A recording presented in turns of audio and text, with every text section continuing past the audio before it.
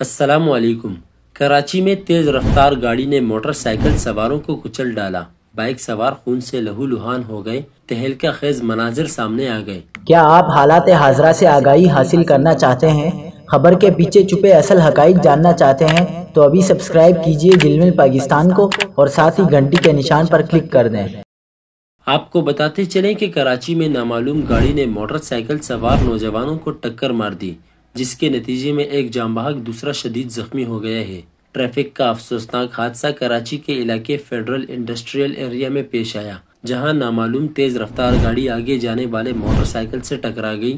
حادثے کے نتیجے میں موٹر سائیکل سوار دو نوجوانوں کو شدید چوٹیں آئیں۔ کار ڈرائیور دونوں کو مرتا ہوا چھوڑ کر موقع سے فرار ہو گیا۔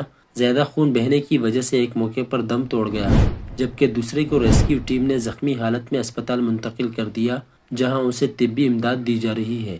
حادثے کا شکار موٹر سائیکل سواروں کی عمریں 20 سے 25 سال کے درمیان بتائی جا رہی ہیں۔